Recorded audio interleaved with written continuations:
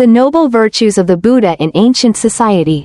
1. Introduction. In the annals of history, rarely has there emerged a figure whose moral character and spiritual insights have influenced civilizations for centuries.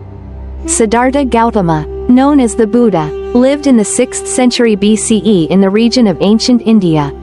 While emperors sought to dominate with swords, and priests claimed supremacy through rituals, the Buddha carved a different path, one founded on virtue, mindfulness, and deep compassion. This essay endeavors to examine the noble virtues of the Buddha and their role in shaping both ancient Indian society and global philosophical traditions.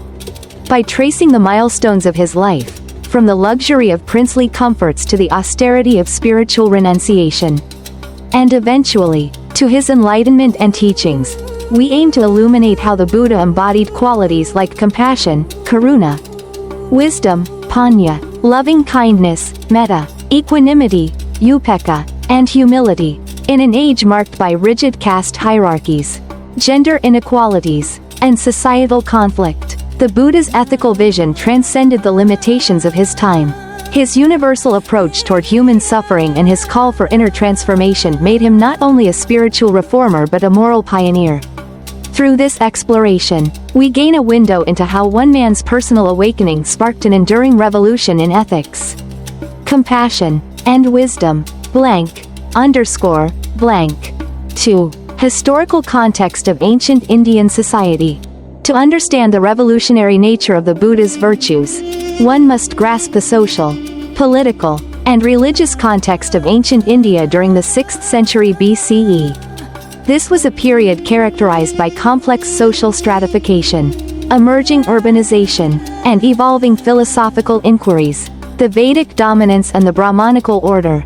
At the time, the dominant religious order was the Vedic tradition, upheld by the Brahmins, the priestly caste. Society was divided into 4 main varnas or classes: the Brahmins, priests; Kshatriyas, warriors; Vaishyas, merchants; and Shudras, laborers. The caste system regulated every aspect of life, from occupation to spiritual eligibility. The Vedic rituals emphasized sacrifice, yajna, prayer, and offerings to appease a pantheon of deities. Salvation was often linked to meticulous ritual performances and strict adherence to caste duties.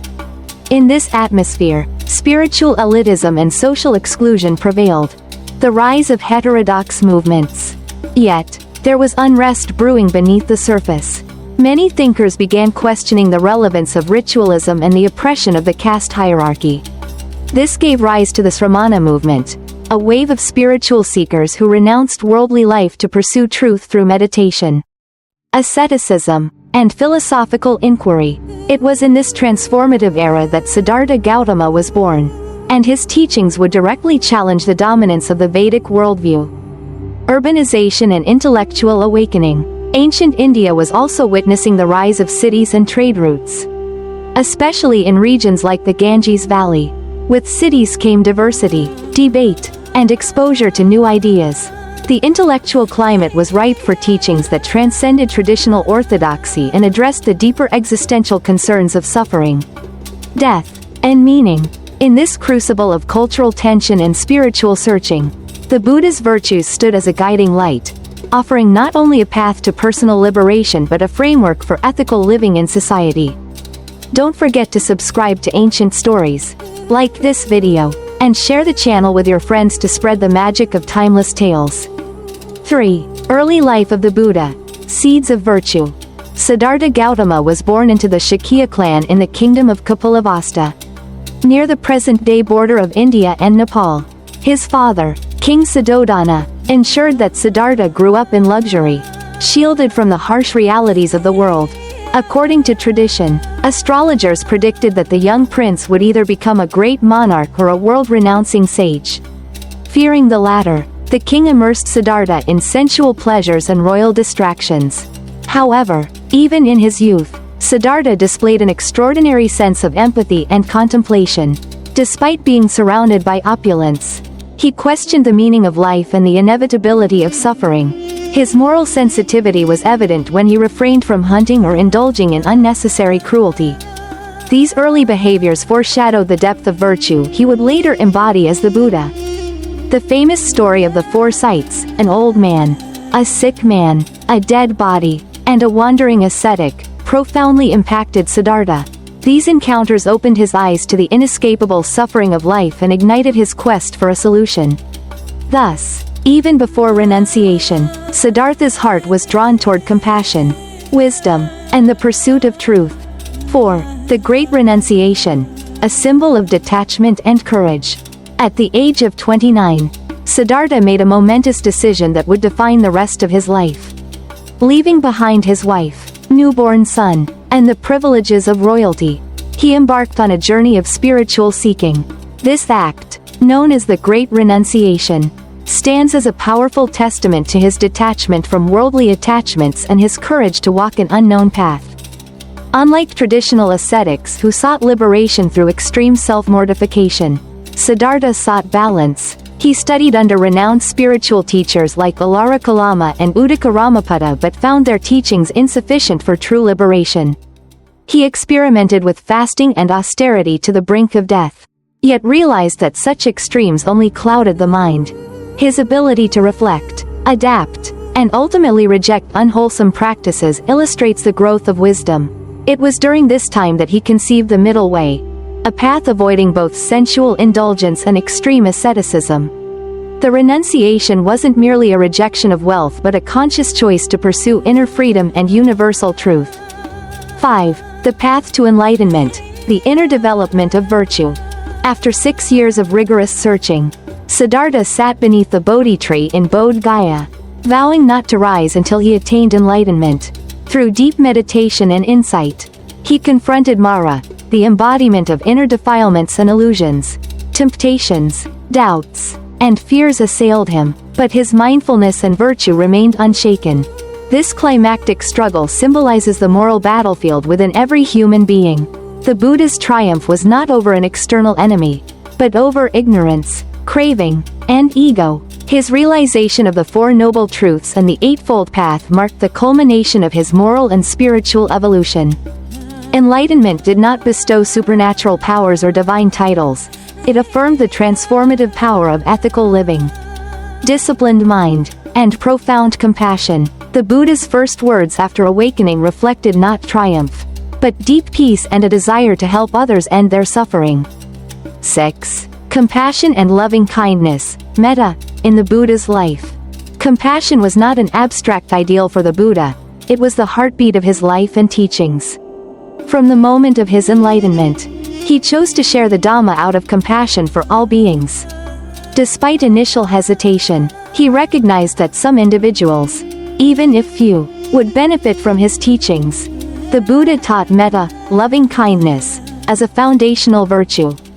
It involves unconditional goodwill toward all beings, regardless of their status, beliefs, or actions. He instructed his disciples to radiate metta in all directions, like a mother protecting her only child. His life offered countless examples: healing a monk with dysentery, comforting grieving families, stopping animal sacrifices, and even taming a murderous outlaw like Angulimala through love and understanding. His compassion extended not just to humans but also to animals and unseen beings. In a world that often condoned cruelty and division, the Buddha's compassion was revolutionary. It elevated moral concern beyond tribalism and redefined ethics as a path of universal care. 7. Wisdom and right understanding, panya. Wisdom, panya, was another cornerstone of the Buddha's virtue. Unlike mere intellectual knowledge, panya refers to direct insight into the nature of reality, impermanence, anicca, suffering, dukkha, and non-self, anatta. The Buddha did not encourage blind belief. He urged his followers to investigate, to observe their minds, and to verify truths through personal experience. His famous Kalama Sutta emphasizes this principle. Do not believe something simply because it is tradition, scripture, or the word of a teacher. Know it for yourself. In ancient society, where dogma often ruled and questioning was discouraged, this approach was radical. It empowered individuals to seek truth independently and develop wisdom through practice.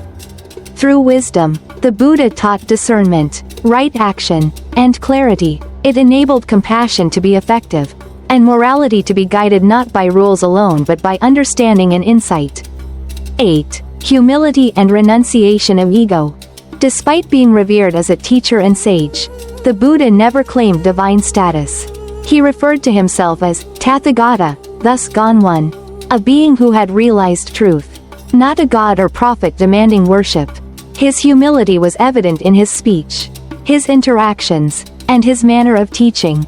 He did not place himself above others but walked among the poor, the sick, and the untouchables. When kings bowed before him, he responded with grace but never demanded homage.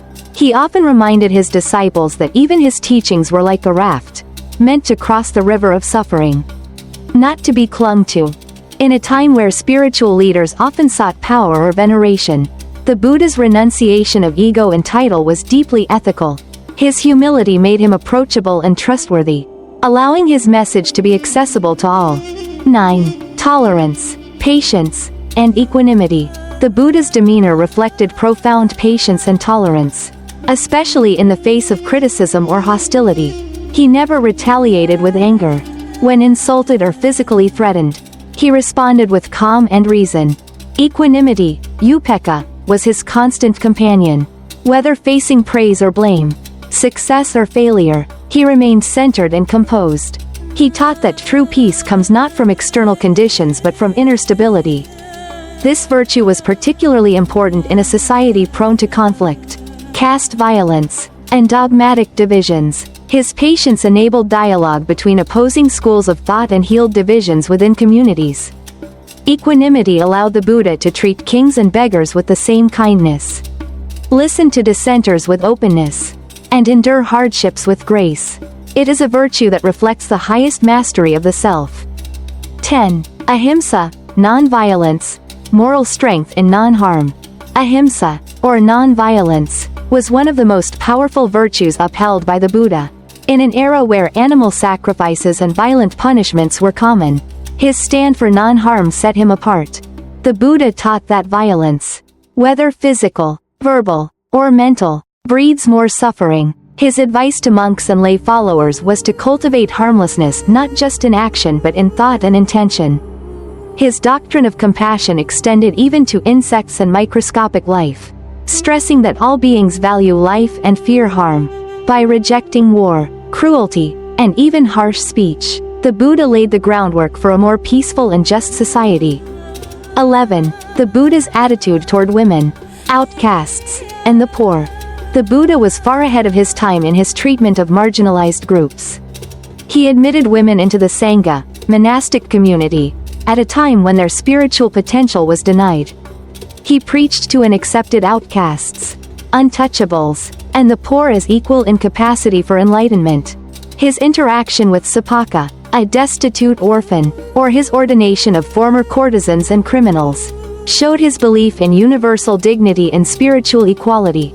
He judged people not by birth or wealth, but by virtue and effort. In a deeply hierarchical society, these acts challenged social norms and emphasized that enlightenment was for all. 12. Teaching without discrimination. The universal message of Dhamma. The Buddha's Dhamma teachings were free of sectarianism. He encouraged open dialogue and respectful debate. He welcomed people of all faiths to listen and practice without coercion. His teachings did not require conversion, only sincere investigation and ethical conduct. He adapted his messages to the listener's capacity, showing deep sensitivity and inclusiveness.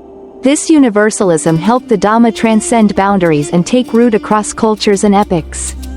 13. The Buddha's influence on kings, warriors, and lay people. The Buddha's moral authority attracted emperors, generals, and commoners alike. Kings like Bimbisara and Ashoka were transformed by his ethics. Warriors were taught restraint. Merchants were taught honesty. Household life was infused with virtue. He provided clear moral guidance for lay followers, showing that spiritual life was not confined to monasteries. The 5 precepts, abstaining from killing, stealing, lying, sexual misconduct, and intoxication, offered a foundation for harmonious society. 14. Examples of virtue in the Jataka tales. The Jataka tales, stories of the Buddha's previous lives, illustrate his lifelong cultivation of virtue. In these tales, he appears as animals, kings, sages, and commoners, always embodying patience, sacrifice, truthfulness, and compassion. In one tale, he offers his own body to feed a starving tigress. In another, he forgives betrayal to save his people. These stories were moral compasses for generations. 15. Reforming social norms through personal example. The Buddha did not revolt, he reformed. Through personal conduct, he shifted societal values, promoting education, rational thought, equality, and ethical responsibility. His Sangha operated on democratic principles. Rules were formed through consensus, and seniority was based on virtue, not class. He offered a vision of society where wisdom and compassion were the highest ideals. 16. Lasting legacy. How the Buddha's virtues changed ancient and modern societies. The Buddha's ethical teachings inspired movements of peace, non-violence, and justice across Asia. His virtues influenced Hinduism, Jainism, Confucianism, and even modern humanist thought. Modern movements for human rights, animal welfare, environmentalism, and mindfulness trace roots to his teachings. His example endures in the lives of monks, teachers, and mindful individuals worldwide. 17. Conclusion. The Buddha's noble virtues, compassion, wisdom, humility, patience, and non-violence, were not merely traits of a sage but the pillars of a moral revolution. In the context of ancient society, these qualities challenged injustice, inspired reform, and offered a timeless path to inner and outer peace. By living his teachings and embodying virtue, the Buddha showed that true transformation begins within. His legacy continues to illuminate the path for all who seek to live ethically, think clearly, and love universally. Thank you so much for watching. If you enjoyed the video, please like, share, and subscribe to the channel. Your support helps us reach more people and keep creating meaningful content.